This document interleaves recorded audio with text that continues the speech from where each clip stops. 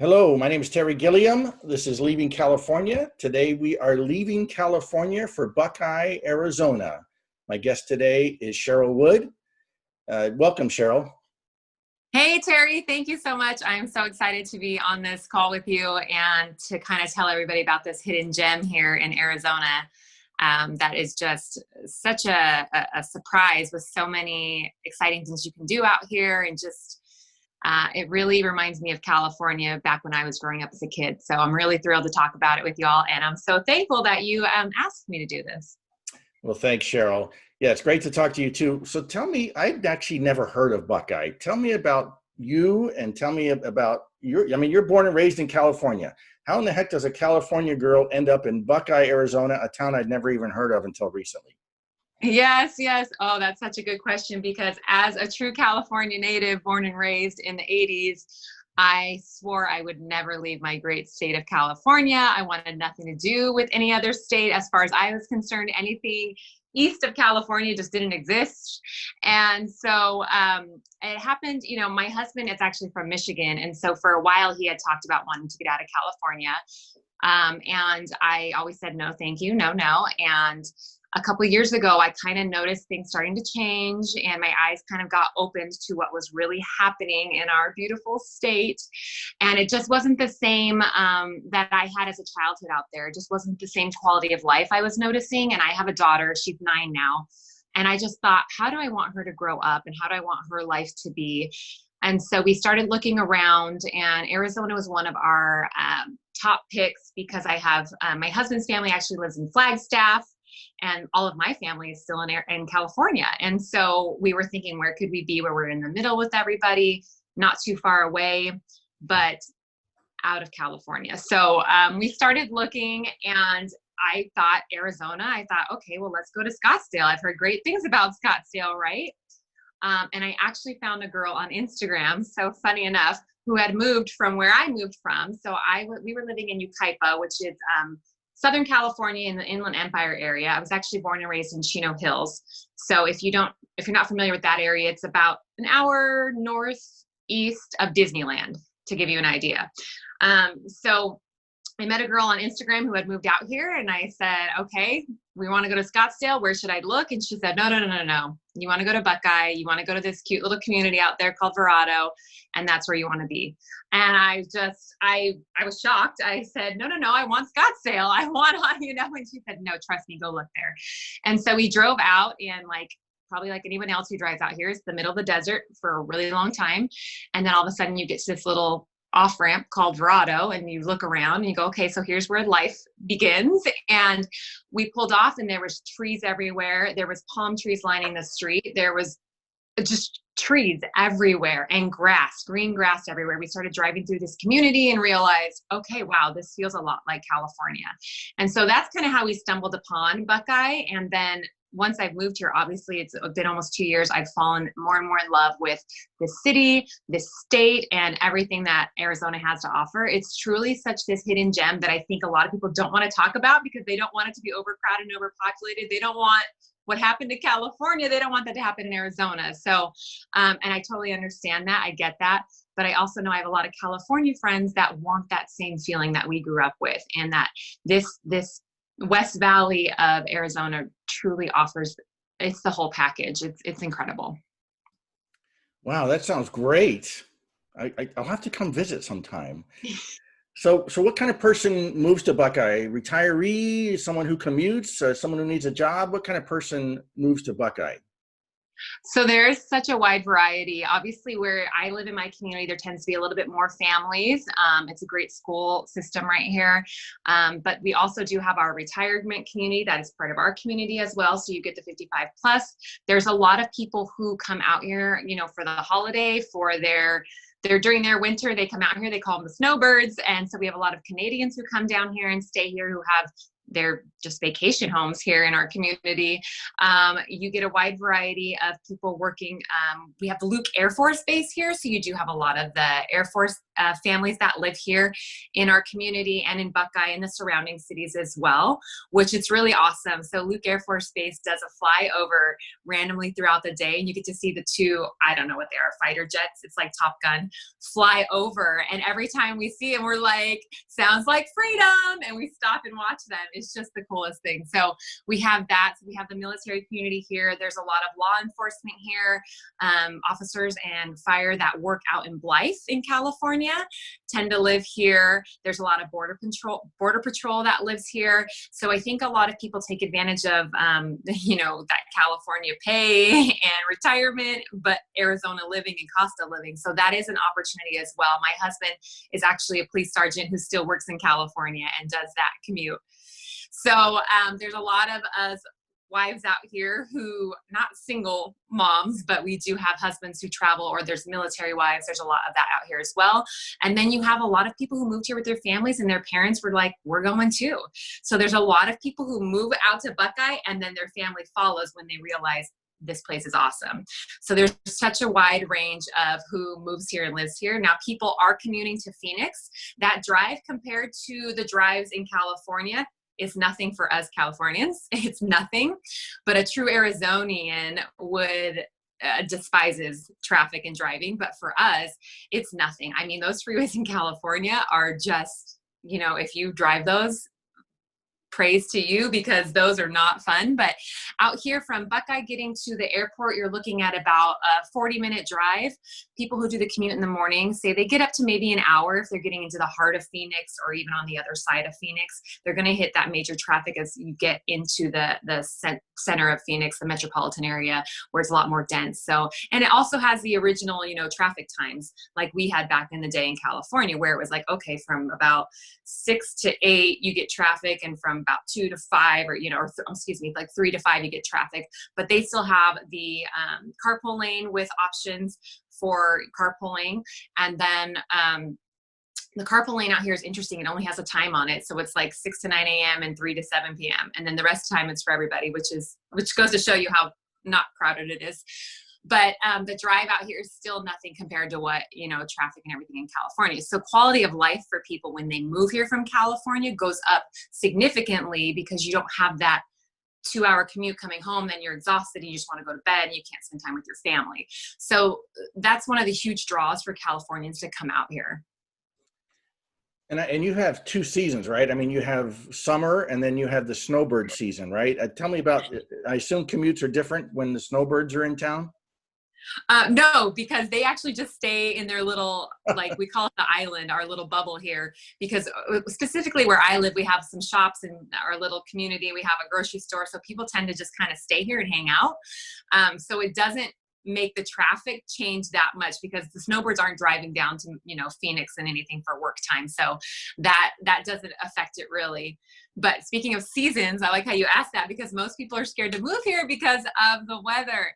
So where I moved from Southern California, the weather here is really comparable. When my husband's at work out there, I'll chat with him, and we're usually within 10 degrees of each other. And so obviously we're usually hotter, but usually, one day I remember talking to him, it was about 118 here and it was 108 there. Anything over 100 is hot to me. So I'm just like, well, it's hot, whatever. We hop in the pool, we go to the lakes. Now it is a little bit dry. You hear it's a dry heat out here. That's different, because if you live in Southern California or even in Northern California and you're a little bit more coastal, you have that humidity, and that makes the heat feel 10 times hotter. Whereas out here, it's so dry, it's almost like you don't even sweat. It's such a weird thing. And if you get a little breeze like we've been having lately, honestly, you acclimate so fast. Like 99, I am good to go. It's not even feel hot to me anymore, which is crazy. Over 100, we just tend to, stay inside, go to places with air conditioning, take the kids to the Jumperoo place. I don't mind hanging out and going in the pool all day long. Some people think it's too hot, but I don't mind that. We love it. We love going in the water and going out. But your true super hot months are really just the summer. Come into the fall and winter, and you get that sort of Southern California winter, right? You'll get some rainy days, you'll get cooler days. It's cooler in the morning, hot in the afternoon, cool again in the evenings. We do have an awesome, so magical, so cool, which maybe it's just a Southern California thing, but in August, we get these monsoons that come through. So you have these incredible lightning storms where you can see the lightning strike from the top, go follow it all the way down till it hits the ground, and just watch this magical lightning happen and these awesome rainstorms come through, which is just really something neat to watch when you grow up as a kid and you've seen lightning maybe like 5 times your whole life. To see that and have a season of it, I think we spent the first August that we were here at our bedroom window all night long just watching the lightning storms. It's so cool. We love it. That does sound great. Well, tell me about the cost of living. So if someone is selling their $700,000, 3-bedroom, 2-bath, 1,000-square-foot home in Los Angeles area, and they're moving to Buckeye, I assume they get a little bigger house for $700,000, maybe even half that. Yeah, I mean, if you want to spend $700,000 here, you're getting pretty much a custom home with all the bells and whistles. But most people come out here and don't want to dump all their money into a house. They want to have that quality of life and not be house poor. They want a nice house, but they want the freedom to not be roped down to it, not have to work overtime all the time. And they want that freedom to just, we want to be able to up and go. I want to spend time with my family. I want to travel. And that's what it provides here. So you were saying a 3-bedroom, 2-bath house in our community, because it has a higher school district and it has all these amenities. The housing costs are like a little bit higher than surrounding areas. But I'll just give you an example. For here, we had a 3-bedroom, 2-bath. You can get one for under 300, and that's with an actual yard. You could put a pool in. There's a lot you can do with that. My house, I will be totally transparent. My house is 4 bedrooms, 2-bath on a 10,000-square-foot corner lot, and it was 305. So, I mean, you just can't get that in California. You just can't. And then if you do, you're on top of your neighbors. You don't have a lot. You don't. So we feel super blessed that you can come out here and just your money goes so much further than what it does in California. So a lot of my buyers do come from California because that's where I'm from, and they sell their home and they come out here and they're able to put a little chunk of change down on a house here, and they don't have to work as much, or they come out and they're retiring and they're just like, sweet, our mortgage is like nothing now. We had friends sell their house in California, come out here and have no mortgage. I mean, there's just so much opportunity when you come out here. And a lot of people ask if we miss the beach. And I will say, before I left, I said, I'm going to go to the beach one more time because I'm afraid I'm going to miss it. It took us from our house in Yucaipa, which I want to say is about maybe 60 miles from the beach. It took us 3 hours to get from my door to the sand. So by the time I got on the beach, I was already, you can imagine how you feel by the time you get there. It was so crowded and there was just so much, I couldn't even enjoy the day. And so part of me was just like, I don't even go to the beach. I'm not going to miss the beach. But a lot of people from out here actually go to a place called Rocky Point, Puerto Peñasca in Mexico. It's on the east coast of Mexico. So a lot of people go there if you're like dying to get a beach, and it's 3 hours from Buckeye to the sand there, which is crazy to think that you could go, I was barely traveling the 60 miles to get to the beach, where you can go to another country and be on a beach. It's just insane. So sorry, I get a little off on a tangent there. No, that's okay. That's crazy. 3 hours and you can be in Mexico on a beach? And they're like white sand resorts. Just the photos I've seen are flawless. It's incredible. A lot of people, especially a lot of locals, Arizonans, go there all the time. It's kind of like where they went. The born and raised here, they're like, oh yeah, they go there. They'll just pick up on Friday and go. It's crazy. Wow. So back to housing. Do you also have like HOAs and stuff like that in some of these master plan communities? Yeah. So our HOA here specifically is 116. That covers 78 parks. 78 parks. That's like green parks. That covers 2 pools, 2 splash pads, a lap pool. You have tennis courts, volleyball courts, basketball courts, everything all over the community. You have all the areas that are maintained with grass and greenery. And there's a gym and the community center. And specifically in our community, they're really big on community events. So throughout the year, we have the giant Christmas tree lighting. We have a golf cart parade. We have just so much going on here that where 116 to me was just nothing to get all of that. But there are a lot of communities here that don't have HOA. If that's not your jam, if you want to have, your boat out front and for however long you want it out there, and you got your RV and all that. If you don't want to put that stuff in storage, then you just don't choose an HOA community. And there's plenty of opportunities for that here in Buckeye as well. Okay, so now, are there jobs like in Buckeye? Do people live and work in Buckeye, or do most people who work have to go to Phoenix for those? All we have is one stop sign, a 4-way stop, and that's it. It's the middle of nowhere. I knew it. It's interesting because the West Valley, like I said, is it's the up and coming area. So recently they had a casino came in, not super close to us, but you're talking like 15-20 minute drive. Red Bull is opening up a giant plant out here. You've got Amazon out here. You've got a lot of tech companies are actually coming out to Arizona as well, because they pay less per square footage. They can, the laws out here aren't as strict as California. The taxes are lower. So a lot of these companies are just starting to come out this way, which I'm sure in California, you've probably been noticing that companies are leaving. But it's a lot of people here. It's funny where I live specifically, a lot of people are either, like I said, military or police or that sort of thing, or they work from home. But people who commute, they even work in Scottsdale or they work in Phoenix. Central Phoenix is just, there's a ton of opportunity to work there. And really, like I said, you're talking less than an hour commute there.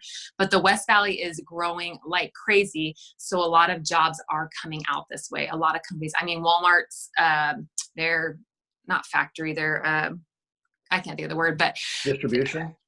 Yes. Distribution centers, everything. So I've been seeing, as I've been driving, more and more distribution centers coming out and coming open. And so a lot of more job opportunities are coming up this way for people as well. Well, that sounds great. Are there any California companies you're aware of that have moved to your area? Yeah. So I know that, I'm just going to check on my notes because I wrote some down. Norton LifeLock, they were in California. They came out here.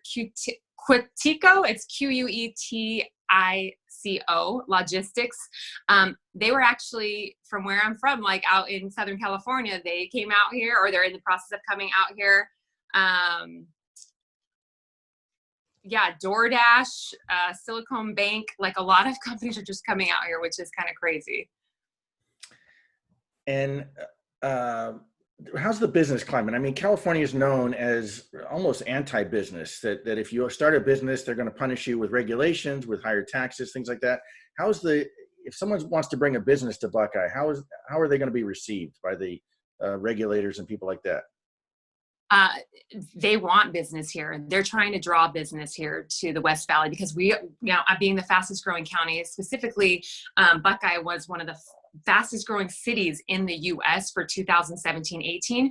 So all these people came here.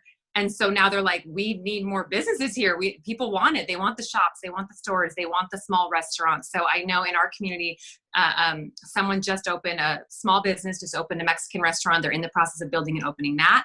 I have a girlfriend who owns like a boutique sort of shop so Buckeye has its own sort of Old Town district as well, the original Buckeye, Old Town. And they have rodeo days. It's so cool. It's like a horse town. Originally, right? And so there's a lot of farm there. There's corn farm. You'll drive through, you'll see cotton farms. It's interesting because you're in the desert and you start heading south into Buckeye and you see just green farms everywhere and horses and cows, and you're wondering, where the heck are we? But you get to this downtown Buckeye where it's just such a lot of nostalgia down there, original buildings, brick walls. There's a cafe that's owned by a family there that is awesome, and it's always busy. My girlfriend owns that shop, like I said, and the city of Buckeye specifically loves to help the small businesses. They're always trying to they welcome with open arms. It's not like you're going to be fighting and then you're paying this and then they're paying that. And Arizona is for businesses.